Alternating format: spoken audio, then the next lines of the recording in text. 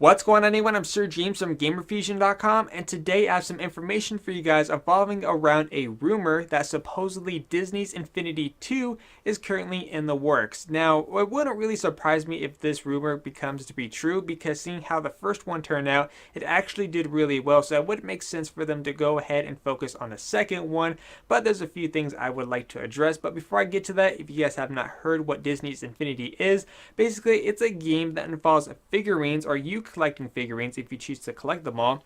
You know, figurines, for example, like Captain Barbossa over here, or Wreck-It Ralph, or even, heck, Mr. Incredible that comes with the starter set. I mean, each of the figures are incredibly detailed, which I'm impressed, by the way, and they're much larger than the Skylanders together.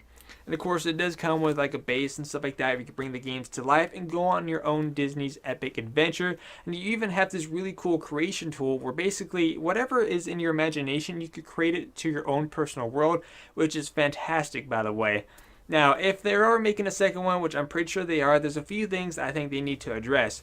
First one, I think they should reduce the price of the playsets. Now, the playsets include 2 characters and a special piece which goes onto the back of the Infinity Pad, basically like an expansion level, and involves its own personal story. For example, they have playsets involving Toy Story, Cars, Ranger, and I think there's like one other one out there, which people get to experience all together, and you could only use characters within that specific playset. Now, the reason I say they should reduce the price because the playset is like $35 or $40 depending on where you're going to go and pick it up. And I think they need to reduce the price for that, maybe drop it down to $30 or if possible to $25. I mean, the more people can save, then the money that they save, they could go and get some more additional figurines to collect.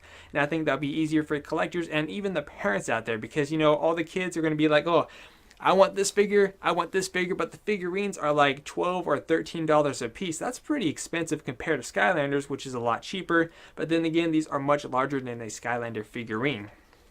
Now, another thing I think they need to address is more playsets, because every time I go onto the forum post in terms of the game, people are asking for more playsets and more playsets, because there's only a few out there, and not a lot of people want to go into the creative mode and create their own personal levels. They want more playsets so they can enjoy the game with all these different characters, with their brother, sister, family, whatever the case may be. So, there's 2 major things they need to focus on is reducing the price of the playsets and to release more playsets. I know I did read some information that they're currently releasing some more characters based on Star Wars and Marvel, because as you guys know, Disney now owns Star Wars, and of course they own Marvel, so we're going to probably see like Wolverine, Darth Vader, maybe a Stormtrooper or a Clone Trooper. That'd be pretty cool. But anyways, what do you guys think about this? I mean, for those of you who currently own Disney's Infinity, what do you guys think about this information, and what would you like to see happen for the next game?